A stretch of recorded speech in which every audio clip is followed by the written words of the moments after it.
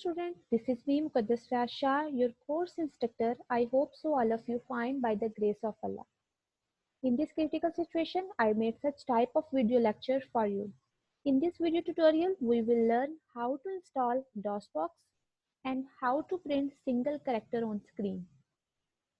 अपना lecture start करते हैं। बिस्मिल्लाहिर्रहमानिर्रहीम। सबसे पहले क्वेश्चन माइंड में ये आता है कि व्हाट इज डॉसबॉक्स, कि डॉसबॉक्स बेसिकली है क्या और हम उसको इंस्टॉल क्यों करते हैं। तो आपके पास सिंपल सा इसका आंसर है कि डॉसबॉक्स हमारे पास एक इमूलेटर है जिसके थ्रू हम क्या करते हैं, अपने प्रोग्राम्स को या अपने आप कह लें कि प्रोग्राम्स को, जितने भी प्रोग्राम्स हैं आपने रन करने हैं। देखें, जब हम कोई भी किसी भी लैंग्वेज का प्रोग्राम हमने करना हो तो उसके लिए हमें इमूलेटर आईडी की ज़रूरत पड़ती है, तो डॉसबॉक्स हमें भी प्रोवाइड करता है। ठीक है, अब जो डॉसबॉक्स है ये माइंड में रखना है कि जो डॉसबॉक्स है ये पीटर ने बनाया था इसको इन 22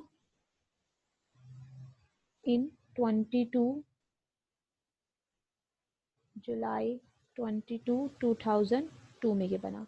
उसके बाद नेक्स्ट क्वेश्चन बच्चे हमारे पास ये माइंड में आता है कि हम इसको यूज क्यों करते हैं, वाई डॉसबॉक्स ही क्यों।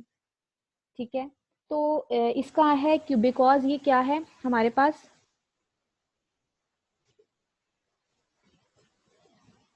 डॉसबॉक्स को ही क्यों यूज करते हैं, क्वेश्चन माइंड में ये आता है। तो डॉसबॉक्स को हम इसलिए यूज करते हैं, सबसे जो मेन वजह है वो ये है कि ये फ्रीली अवेलेबल है, हमारे पास फ्री सॉफ्टवेयर है, ये फ्री सॉफ्टवेयर है, इजीली हम इसको यूज कर सकते हैं। नेक्स्ट है कि लाइट है, लाइट वेट है, सिंपल है, इजियर टू अंडरस्टैंड है एंड इजी टू यूज भी है। ये इसकी वजूहत है। और फिर एक और मेन वजह है इसको यूज करने की, ये रन हो जाता है ऑन एवरी इन्वायरमेंट पर।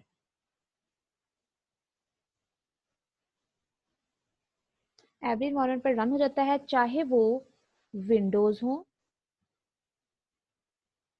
चाहे वो मैक ऑपरेटिंग सिस्टम हो आपका, चाहे वो लाइनक्स हो, ठीक है, या फिर एंड्रॉयड हो, ठीक है, सब पर चल जाता है। हमें इस सिर्फ हमें ये पता होना चाहिए कि हम कैन लर्न डिबगिंग, हम इसमें कर सकते हैं। उसके बाद कैन ग्रिप, हमारे पास जब हमें ये आ जाएगा तो हमारी प्रॉपर ग्रिप हो जाएगी कि इस पर सेंटेक्स हमें आ जाएगा। चलें, ये तो हो गई बात कि हम डॉसबॉक्स को क्यों यूज़ करते हैं। फिर हमने देखा कि हमारे पास डॉसबॉक्स है क्या, तो उसके बाद हमने कहा कि डॉसबॉक्स जो है वो सॉफ्टवेयर हम क्यों यूज़ करते हैं, ये चीज़ें हमने देख ली। ठीक हो गया। अब माइंड में आता है हमने इसको डाउनलोड कैसे करना है। तो डाउनलोड लिंक मैं आपको बता देती हूँ, वहां से डाउनलोड करेंगे, स्टेप बाय स्टेप चलते हैं। डाउनलोड लिंक जो है इसका, वो इसका है प्रोग्रामोलॉजी सॉफ्टवेयर ब्लॉग स्पॉट से आप इसको डाउनलोड कर सकते हैं।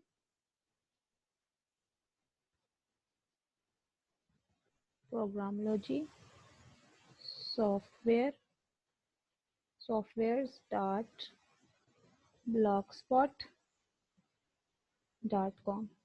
चले हम इस लिंक को ओपन करते हैं और अपना जो डॉसबॉक्स है वो डाउनलोड करते हैं। ये already programmology software dot blogspot dot com मैंने अपने जो था गूगल का बाहर उधर लिख दिया और हमारे पास ये देखें सबसे पहले आ गया और यहाँ पर साथ लिखा हुआ है डॉसबॉक्स मैसम एंड लिंक। आपने इसको सिंपली ओपन कर लेना है। इसको ओपन करेंगे, ये हमारे पास जो है वो खुल जाएगा, जिसमें हमारे पास क्या होगा, कौन कौन सी चीज़ें डाउनलोड होंगी, डॉसबॉक्स प्लस मैसम भी हमारे पास क्या हो जाएगा, डाउनलोड हो जाएगा। ये हमारे पास है। यहाँ से आप लोगों ने ये जो डाउनलोड लिखा हुआ है, यहाँ से सिंपल आप डाउनलोड करें। डाउनलोड करेंगे, आपके डाउनलोड फोल्डर में जो ये हमारे पास एक आ गया ड्राइव का लिंक उन्होंने दे दिया कि आप इधर से इजीली डाउनलोड कर सकते हैं। डाउनलोड का बटन आएगा बना हुआ, या फिर साइड पर इधर डाउनलोड लिखा हुआ होगा, ये यहाँ से बेशक आप कर लें। ये मैंने डाउनलोड पर क्लिक किया तो मेरा क्या होगा कि डाउनलोड होना शुरू हो जाएगा डॉसबॉक्स विद एमपी फोल्डर के साथ। बाकी अगर आप कहीं और से डाउनलोड करते हैं तो आपको सिर्फ डॉसबॉक्स मिलेगा, आपको एमपी फोल्डर नहीं मिलेगा। ठीक है, तो आपने ये चीज़ माइंड में रखनी है कि आपने चूंकि दोनों चीज़ें इंस्टॉल करनी है तो आपके पास दोनों चीज़ें होना लाजमी है। मैंने ऑलरेडी ये इंस्टॉल किया हुआ था, ये हमारी फाइल अभी डाउनलोड हो रही है इसलिए ये ऐसे है। ये है ना, ये हमारे पास, ये देखें ये एमपी फोल्डर का साथ हमारा डाउनलोड हो गया। शो इन फोल्डर में जाते हैं तो उसके बाद हमारा इसको हमने सिंपल क्या करना है, राइट क्लिक कर लेंगे, एक्सट्रैक्ट फाइल्स कर लिया। एक्सट्रैक्ट फाइल्स किया तो मैंने इधर ही इसको एक्सट्रैक्ट कर लिया। नेक्स्ट काम क्या करना है, अब आपने जो फोल्डर एक्सट्रैक्ट किया है उस फोल्डर को आप ओपन करें। ओपन करने के बाद आपके पास दो चीज़ें हैं, एक एमपी और एक डॉसबॉक्स। ये इस पर राइट क्लिक करें, रन एज एडमिनिस्ट्रेटर करें और फिर इसको इंस्टॉल कर लेंगे आप लोग। मैंने ऑलरेडी इंस्टॉल किया तो मैं इसको इंस्टॉल नहीं कर रही। देखिए यहाँ मैं यस करूंगी तो वो इंस्टॉल होना शुरू हो जाएगा। मेरे पास ऑलरेडी डॉसबॉक्स पड़ा हुआ है, ये यही डाउनलोड हुआ। आपने फिर नेक्स्ट काम क्या करना है, इस एमपी फोल्डर को आपने इस एमपी फोल्डर को कॉपी करना है। कॉपी करने के बाद सी ड्राइव में जाना है। सी ड्राइव जो आपकी मेन ड्राइव है उधर आपने इस फोल्डर को पेस्ट कर देना है। ठीक है, कॉपी किया और इसको क्या कर दिया आपने, पेस्ट कर देना है। जी, आपने ये एमपी फोल्डर को पेस्ट कर दिया, आपका एमपी फोल्डर जो था वो इधर आ गया। ये एम और पी इसका नेम है।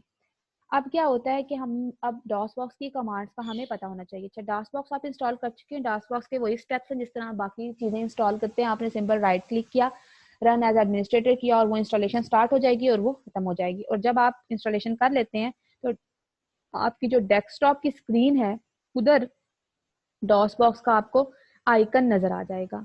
शॉर्टकट आपने बनाया होगा अगर तो आ जाएगा, अगर नहीं बनाया होगा तो नहीं आएगा। नहीं आ रहा किसी का तो आप, जिस तरह मेरी स्क्रीन पे नजर नहीं आ रहा तो मैंने यहाँ से सर्च कर सकती हूँ डॉस बॉक्स।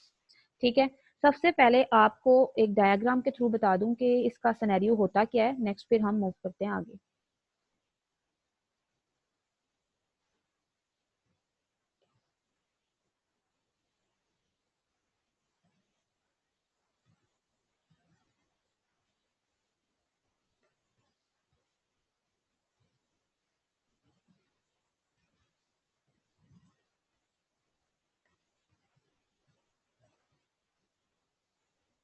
अच्छा, हमारे पास सबसे पहले देखें क्या होता है। हमारे पास यहाँ पर होती है हाई लेवल लैंग्वेज। ठीक है,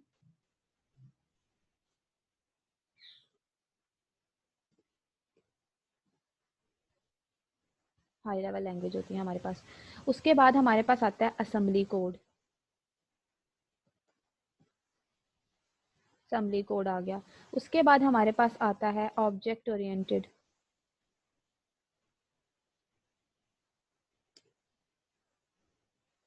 object file, sorry object oriented नहीं, ऑब्जेक्ट फाइल हमारे पास आती है। ठीक है, जिसके अंदर हमारे पास होता है कैन कंटेन सोर्स कोड। ठीक हो गया, वो जो है वो सोर्स कोड रखती है फाइल। नेक्स्ट जो हमारे पास होता है वो होता है मशीन कोड। फिर नेक्स्ट जो हमारे पास होता है वो हमारा होता है हार्डवेयर। ये हमारे पास है। ठीक हो गया, तो अब ये हमारे पास है सिनेरियो ना एक। अब क्या होता है, असेंबलर किधर होता है, कंपाइलर किधर होता है, उसका बता देते हैं। हमारे पास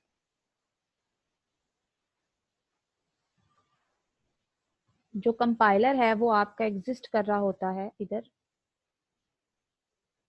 यहाँ पर बेसिकली आपका क्या होता है, कंपाइलर। ठीक हो गया, इसमें आप क्या करना है, बेसिकली इसका काम क्या होता है, कंपाइल करना। ठीक है, कंपाइलर ने क्या करना है, कंपाइल करना है। अब कंपाइल करना क्या क्या है,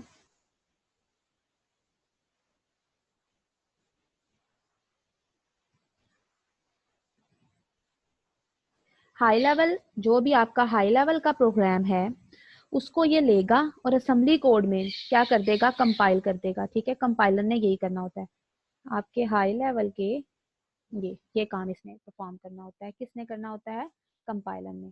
उसके बाद जो आपके पास होता है असेंबली कोड। अब असेंबली कोड ने की ऑब्जेक्ट फाइल यानी सोर्स कोड बनना है, जाहिर सी बात है सोर्स कोड होगा तो वो मशीन में रन होगा ना आपके पास, क्योंकि हम प्रोग्राम लिखते हैं हाई लेवल लैंग्वेज में।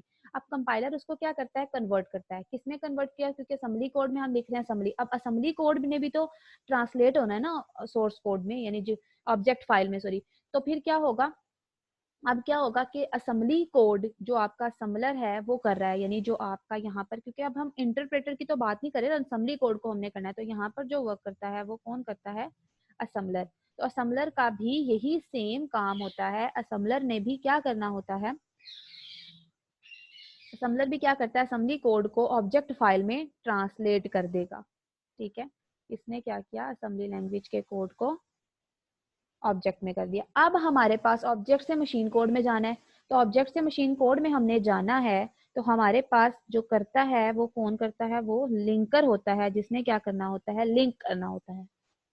ठीक है, तो लिंकर ने यहाँ से इसको क्या किया, लिंक किया। ये हमारे पास एक डायग्राम है जिसको आप समझ लें कि ये क्या कर रही है बेसिकली। और यहाँ पे जब मशीन कोड में होते हैं ना हम, तो मशीन कोड में जो हमारे पास फाइल बनती है, ये भी किस फाइल किस नाम से बनती है मशीन कोड में वो भी मैं लिख देती हूँ यहाँ पर। वो हमारे पास बनेगी फाइल, जो भी आपका फाइल का नेम है, ठीक है, फाइल का नेम जो भी फाइल नेम, और .exe के नाम से फाइल बन जाती है जिसको आपने रन करना होता है। दोबारा समझ लें, आपके पास ये सिनेरियो था, क्या सिनेरियो था, हाई लेवल लैंग्वेज का प्रोग्राम आपने असेंबली कोड में ट्रांसलेट किया यूजिंग कंपाइलर। फिर असेंबलर ने क्या किया, असेंबली कोड को ऑब्जेक्ट फाइल में ट्रांसलेट कर दिया। ऑब्जेक्ट कोड ने लिंक करना था मशीन कोड के साथ। फिर आपका क्या होता है, जब मशीन कोड से वो लिंक करा तो हार्डवेयर ने जब ओपन करना है तो कौन सी फाइल को वो चलाएगा, फाइल नेम .exe। ठीक हो गया। तो अब कुछ डॉस बॉक्स की ना कमांड्स हैं, वो मैं इधर लिख देती हूँ और फिर मैं आपको रन करके दिखाऊंगी। डॉस बॉक्स की कमांड्स, जैसे आपका रन होना है, डॉस बॉक्स कमांड्स हमारे पास आ गई। अब डॉस बॉक्स की कमांड्स स्टूडेंट्स हमारे पास क्या है, पहली कमांड हमारे पास है कि आपने लिखना होता है एडिट, फिर फाइल का नाम लिखते हैं, फिर .asm लिख देते हैं आप लोग। ठीक हो गया। फिर उसके बाद आपने लिखना होता है मैजम, MASM, मैजम।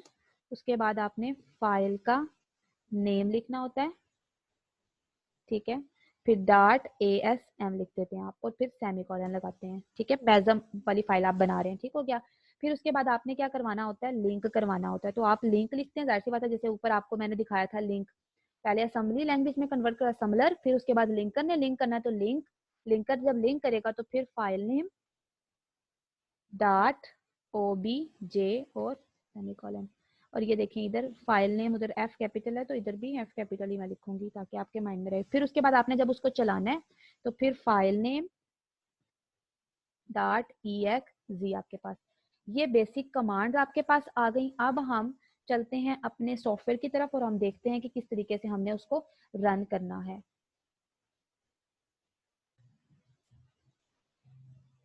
डॉस बॉक्स, ये हमारा डबल क्लिक करके हमने क्या किया, डॉस बॉक्स को ओपन कर लिया।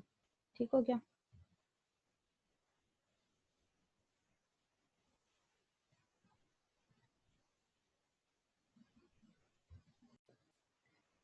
ये हमारा डॉस बॉक्स ओपन हो गया। अब सबसे पहला देखिए जी ड्राइव में है। अब हमने क्या करना है, हमने अपनी सी ड्राइव को माउंट करवाना है, और कौन से फोल्डर को, एम्प्टी फोल्डर को। ठीक है, क्योंकि उसमें ही हमारे पास सारे जो हेडर फाइल समझ लें, जो भी चीजें आपके पास उसमें पड़ी हुई है एमपी फोल्डर में। तो अब हमने यहाँ पर माउंट करवाना है सी ड्राइव को, तो उसके लिए कमांड होगी MUNT माउंट।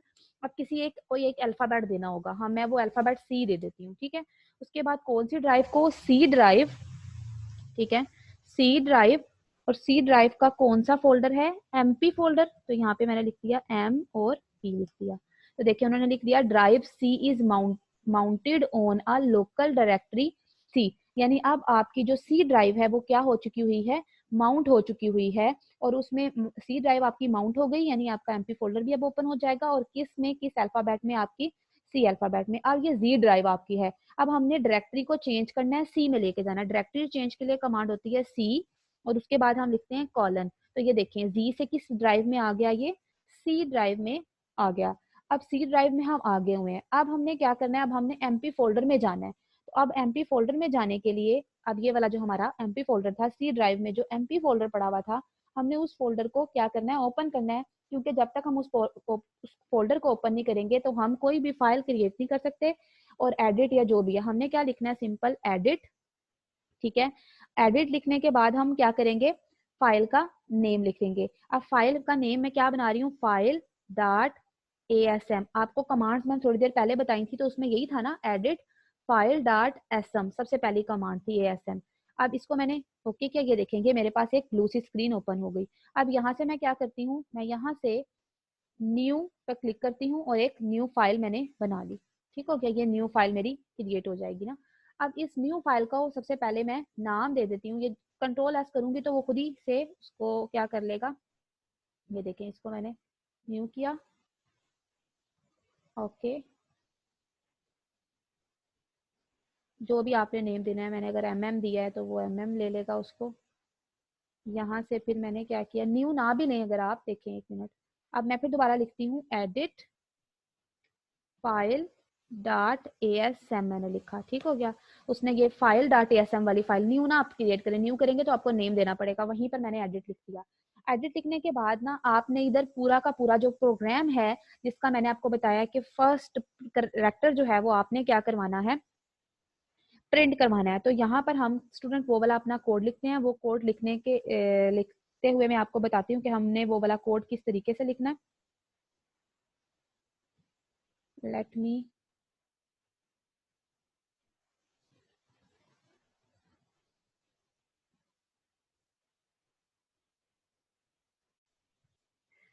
सो स्टूडेंट्स हमने क्या किया, दोबारा से ओपन कर रही हूँ फाइल डॉट ASM।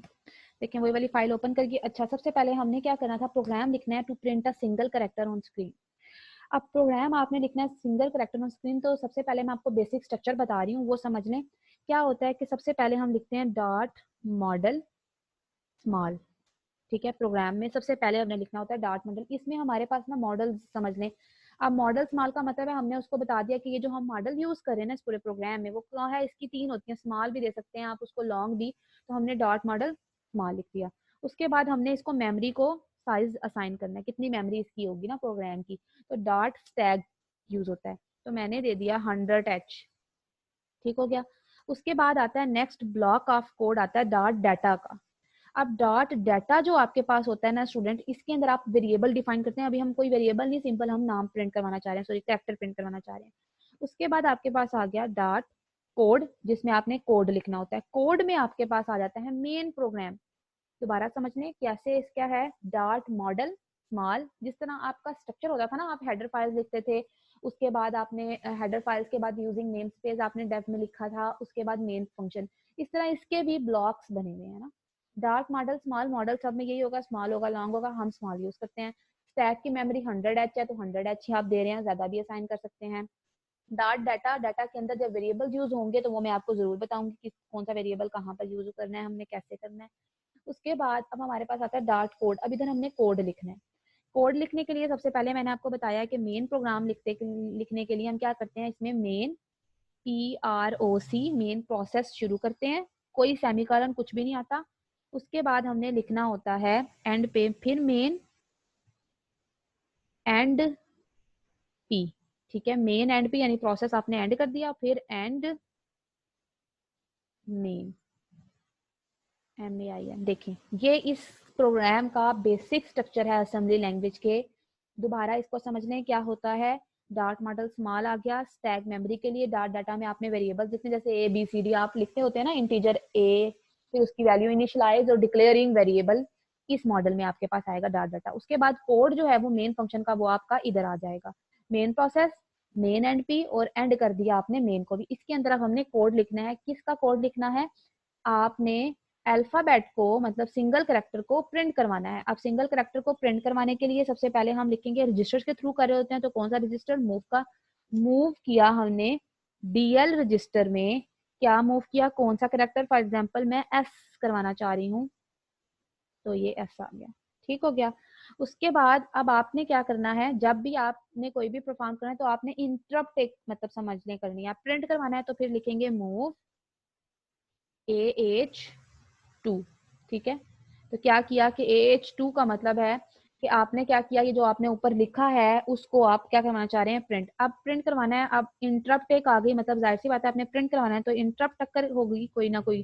तो इंटरप्ट टक्कर के लिए इसमें कोड होता है int 21h। ठीक हो गया। फिर मूव लिखते हैं, मूव AH कामा 4CH। ठीक है, उसको फुलफिल करने के लिए फिर आपने लिखा, अब ये प्रिंट स्क्रीन पर प्रिंट करवाने के लिए। ठीक है, वो तो उसने क्या किया था, मूव करवा दिया था DL रजिस्टर में S, फिर मूव AH 2 के AH में उसने क्या किया, सेकंड के वो मतलब जो ये वाला करेक्टर है ना वो स्टोर करवा दिया उसने इन 21H। इंटरप्ट टक्कर हुई, इंटरप्ट इंटरप्ट यानी वो क्या करेगा, रोक देगा, इंटरप्ट टक्कर कर देगा और क्या करेगा वो AH यानी AH2 है ना, AH2 का मतलब है ये ऐसा इधर पड़ा हुआ है AH में, AH वाले रजिस्टर को 4CH क्या कर रहा है, वो प्रिंट करवा रहा है। अब फिर उसके बाद फिर दोबारा इंट, इसमें हर एक के बाद ना आपने ये int 21H कर दिया। ये सिंपल सा कोड था जिसमें अपने सिंगल कैरेक्टर को प्रिंट करवाना है। हर लाइन के एंड पे आपने ऐसे ही लिखना है, इंटरप्ट टक्कर होगी तो int 21H। अब देखें DL रजिस्टर में पहले S पड़ा था, फिर आपने AH एक रजिस्टर लिया और 22 कमांड इस प्रिंट करने के लिए ही होती है। हर अल्फा ये याद रखना है कि इसमें अगर आपने इनपुट लेना तो वो 1 होगा, प्रिंट करना तो 2 होगा। ठीक है, इस तरीके से ना हर एक के लिए एक जो वर्ड आप कह लें कि जो आपका डिजिट है वो मुखफ़्फ़फ कर दिया हुआ है। तो 2 आपका प्रिंट करने के लिए था, तो वो किसको प्रिंट करवाना है, AH में जो पड़ा। ठीक हो गया। अब AH में 4CH लिख दिया, यानी उसने प्रिंट करवाना है। और अब उसके बाद हम इसको क्या करते हैं, हमने इसको सेव किया, सेव करने के बाद इसको हमने क्या कर दिया, एग्जिट कर दिया, सॉरी एग्जिट कर दिया। ठीक हो गया, एग्जिट हो गया हमारे पास। अब अगर आपको पता हो तो जो मैंने आपको वहां पर कमांड्स बताई थी डॉस बॉक्स की, कि हमने क्या करना है, सबसे पहले एडिट तो हम कर चुके हैं, अब हमने क्या करना है, इसको असेंबली लैंग्वेज का प्रोग्राम चेंज करना है ना। हाई लेवल लैंग्वेज का देखिए हमने प्रोग्राम कर लिया, अब इसको असेंबलर असेंबली, तो वो क्या हमने लिखना है, हमने लिखना है मैजम, मैजम आगे फाइल का नेम, फाइल का नेम हमारा क्या था, फाइल, हम लिखेंगे .asm, ये हमने लिख लिया। ठीक हो गया। अब वो कह रहा है ऑब्जेक्ट को हमने अब क्या करना है, लिंक करवाना है ऑब्जेक्ट फाइल का, तो अभी अंदर क्या लिखेंगे, हमने लिखा लिंक, फिर फाइल का नेम फाइल .obj लिख दिया हमने। ठीक हो गया, सॉरी ये कंपाइल हो गया। अब हमने लिखना है फाइल, सॉरी लिंक। अब हमने कंपाइलर ने उसको क्या कर दिया, देखें लिखा था 0 वार्निंग और 0 सर्वर एरर्स, इट्स मीन वो कम हो गया, कंपाइलर ने उसको कंपाइल कर दिया। अगला काम अब लिंकर का था, तो लिंकर ने क्या करना है, लिंक करना है, तो लिंक, फिर फाइल का नेम, फाइल का नेम फाइल ही था, और इसकी ऑब्जेक्ट फाइल बनानी है तो OBJ और आगे सेमीकोलन आपने लिखना है। ये हमारे पास आ गया। अब उसने क्या किया, ऑब्जेक्ट फाइल क्रिएट कर दी, ऑब्जेक्ट फाइल क्रिएट हो गई। अब आप इसको सिंपली एग्जीक्यूट कर सकते हैं, आपने फाइल .exe लिख दिया। ठीक है, फाइल का नेम फाइल ही था ना, तो फाइल .exe लिख दिया। तो उसने क्या किया, सॉरी इलीगल ले लिया है, तो इसको देख लेते हैं कि क्यों इसने लिया है। ये स्टूडेंट्स ये हो गया था स्टूडेंट, दोबारा से इसको मैं आपको दिखा देती हूँ क्या किया। सबसे पहले हमने लिखा ये वाली कमांड, ये आप एरो जो आप डाउन वाला उससे भी आप बैक पे कमांड मूव कर सकते हैं। देखें सबसे पहले आपने एडिट किया था, उसके बाद मैजम फाइल डॉट एजम के बाद मैंने सेमीकोलन लगाना भूल गई थी, ये लगाया, 0 वार्निंग और 0 सर्वर एरर। उसके बाद आपने लिंक करना, लिंक करने के बाद भी ये लगाया, हो गया। उसके बाद आपने फाइल नेम आपका क्या था, फाइल डॉट एक्सी ये लिखेंगे, और आपने जो करेक्टर दिया हुआ वो एस वो प्रिंट हो गया। इसमें आपका कोई अलग से रन विंडो नहीं आती, इसमें आपको जो है ना आपके पास आउटपुट वो इधर ही नजर आती है। ये देखेंगे आपका एस जो मैंने प्रिंट करवाया वो लिखा हुआ है। इसी तरीके से आप अपना नाम या मतलब अपने नाम का करेक्टर या कोई भी करेक्टर जो है वो प्रिंट इजीली कर सकते हैं। सो स्टूडेंट्स आज का हमारा ट्यूटोरियल था जिसमें हमने क्या किया, हमने सीखा कि प्रोग्राम को मतलब डॉस बॉक्स क्या होता है। हमने आज देखा कि डॉस बॉक्स क्या है, लेटर है और किसने बनाया, ये हम डॉस बॉक्स को यूज़ क्यों करते हैं, फिर उसके बाद कहाँ से डाउनलोड करना है और इसकी हायरार्की क्या होती है। कंपाइलर देखें, कंपाइलर ही था ना जो ASM कोड था। फिर असम्बलर उसको क्या करा था, ऑब्जेक्ट फाइल हमने बनाई, ऑब्जेक्ट के बाद मैंने लिंक का कोड लिखा था, लिंक, और फिर फाइल डॉट एक्जी लिख दिया। ये इसकी बेसिक कमांड थी, एडिट फाइल डॉट ASM मैजम, फिर link file object file name dot object और फाइल नेम डॉट एक्जी हमारे पास हो गए। सो स्टूडेंट्स आज का हमारा video tutorial I am sure कि आपको पसंद आया होगा। ये ट्राई ज़रूर कीजिएगा और कमेंट में ज़रूर बताइएगा। आज के लिए इतना ही, मिलते हैं नेक्स्ट वीडियो ट्यूटोरियल में। अल्लाह हाफिज़।